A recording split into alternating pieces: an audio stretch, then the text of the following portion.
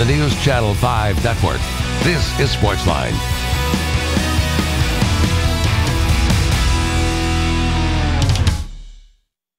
All right, good evening, Nashville. Welcome to SportsLine. I am Jon Burton, filling in for Steve Lehman, who normally has this spot on Mondays and Tuesdays. But Steve, of course, still making his way back to Nashville from Anaheim, where he covered games 1 and 2 of the Western Conference Finals between the Nashville Predators and the Anaheim Ducks. As you probably know by now, that series now tied 1-1. Preds taking game 1 Friday in overtime on a game-winning goal by James Neal.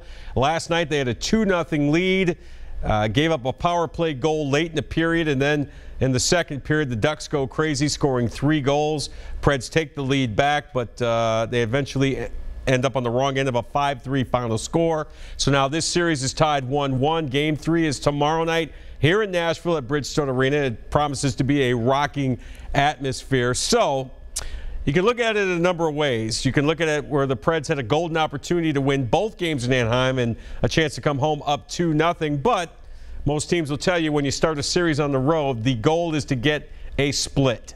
And that's exactly what they did. So as of now, the Preds do have home ice advantage in this series. So your thoughts on what you saw last night, what you saw going forward in this series is welcome. Love to hear from Preds fans tonight. 737-7767 is the number to call. A couple of things of note that I saw and kind of observed in these first 2 games.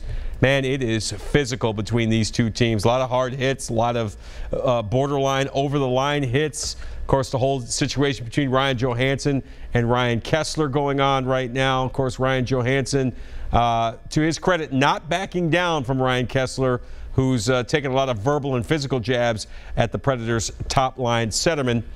And you like the fact that Johansson's not backing down from this situation. That wasn't always the case when he played for Columbus, and now I think he's maturing a little bit. But at the beginning of the series, I said we had our special on Friday at 6:30, our Quest for the Cup Preds special. At the beginning of the series, I said that the Predators would win this game in 6 games, win this series rather in 6 games. They would get a split in Anaheim, which they've done and which they are still on track to do. But I look at the physical nature of this series, and we all know the Ducks are a big, physical, at times intimidating team.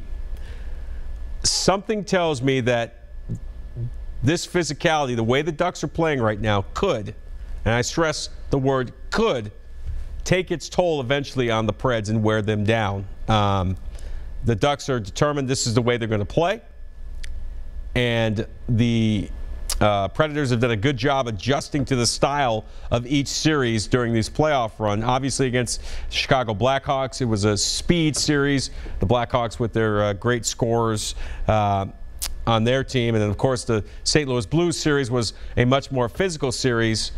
But I think the physicality has gone up a few notches with the Anaheim Ducks. And I'm wondering if that physical nature could take its toll on the Preds and eventually wear them down. We'll, of course, find out. Again, it's a 1-1 series. Game 3 tomorrow night in Smashville. Game 4 on Thursday, also in Nashville as well. Game 5 will be next Saturday in Anaheim, and so on and so on and so forth. So your thoughts on the Predators are welcome. 615-737-7767.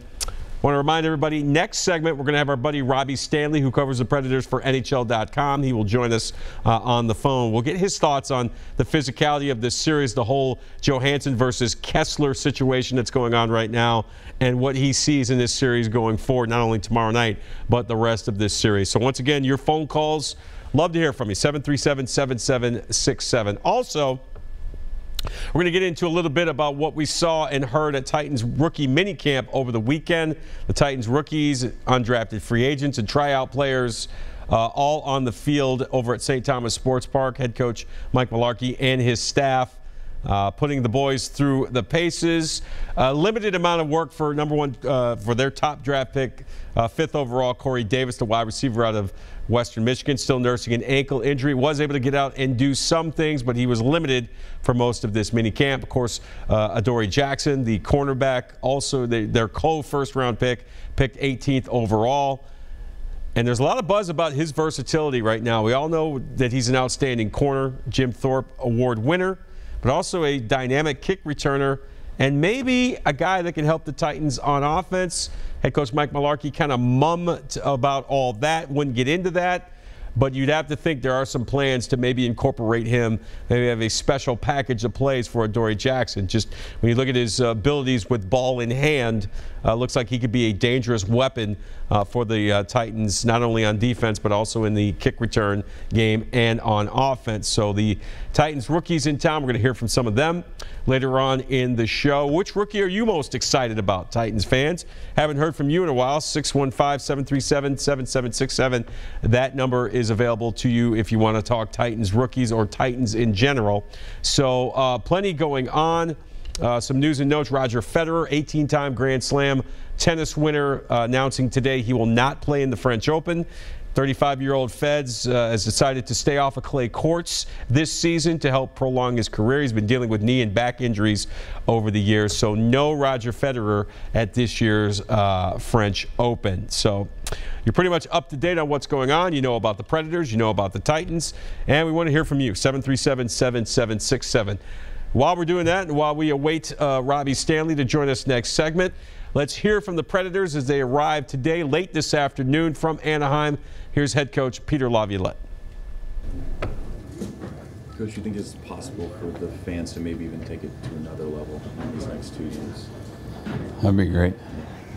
They're great during the regular season. They've been unbelievable in the playoffs. I'm sure it's you know, as we move on and everything gets heightened a little bit, but they've been terrific. Peter, since the press conference from last night, have you seen or heard Ryan Johansson's comments in the locker room about Ryan Kesler? No. You like the way on the ice that Joey has responded. There hasn't been a lot of backing down, certainly in his game, it appears. No, I said last night I think they're playing well. You know, they're contributing offensively, and it was a tough call on Joe last night. It was, like I said, it was a face-off play. It was more of an accidental high stick, and I think he's done a good job. He's playing really well. Their line's playing well. They're generating a lot. Has he changed his game at all, maybe physically? You know, is he more likely to go at it head-to-head with a guy like Kesler than maybe when you first are on it? I think he's grown as a player. I think he's getting better. I think anytime you gain experiences, even last year in the playoffs and now this year, I think he's just becoming more experienced, more mature as a player, and you know, I think he's played well. He's played against checking lines before. He's gone head-to-head with top lines before, and that line is able to still maintain some of the best numbers in the league either way. So I think that they're doing a good job.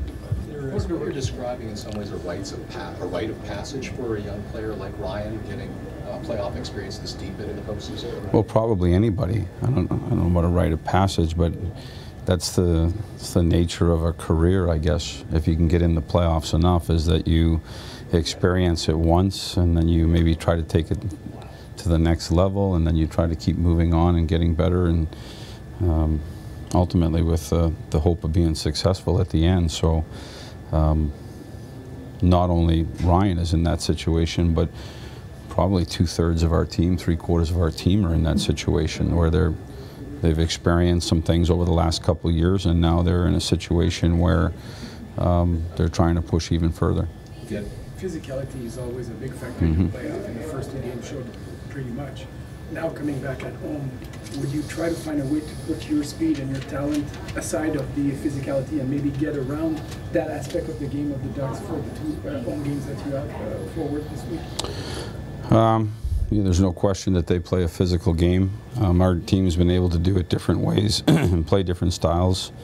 You know, we have home ice, so we'll be able to find matchups that we either want or don't want a little bit easier. But you know, I think like I said, our guys I think they're accustomed to playing different types of game. To get through Chicago, you had to play one way. To get through St. Louis, you had to play a different way. So I think the guys will be fine. We'll take one more for Coach. Peter, I know that you said that you didn't hear the comments, but he was clearly, Ryan Johansson was clearly frustrated after last night's game. I know that you said that he was composed on the ice. I mean, how do you reconcile the on-ice composure with maybe the post-game frustration? I didn't read his comments, so I can't reference them.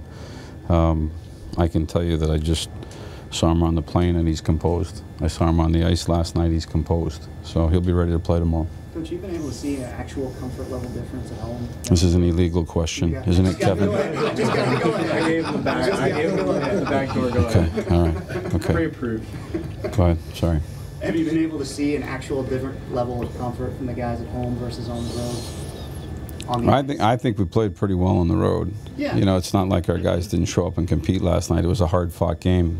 Give the edge to them last night. We won a big game one. The same thing in St. Louis. I don't think we played bad in game two. I think our guys competed really hard. I think there's always a little bit of a comfort level at home, especially in our building when you get behind our fans and into that environment. It's a boost for us, and I think our guys have proven that by, you know, the record in the playoffs and the record in the regular season. So, you know, we're excited to get back home in front of them. Preds head coach Peter Laviolette in a little bit better mood today than he was last night immediately after the game. A very short press conference for Lavi last night. Short answers. Nothing like a good night's sleep, maybe a couple of meals and a long plane ride.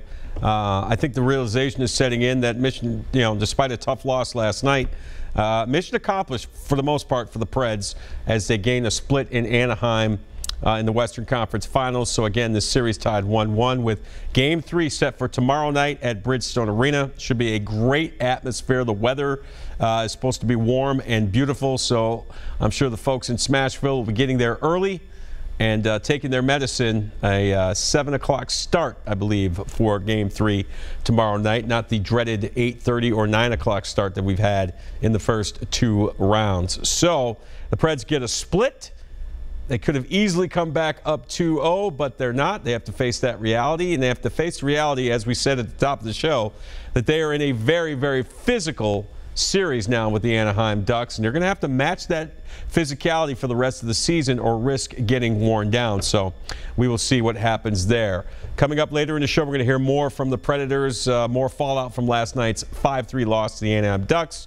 Try to get into some Titans talk as well. But up next, after the break, we're going to hear from our buddy Robby Stanley from NHL.com, who covers the Nashville Predators. Get his thoughts on Game 2 last night and what it means for the Preds going forward. And also, what's going on with this whole Ryan Kesler, Ryan Johansson thing? We'll ask him next, plus your phone calls. Stay with us.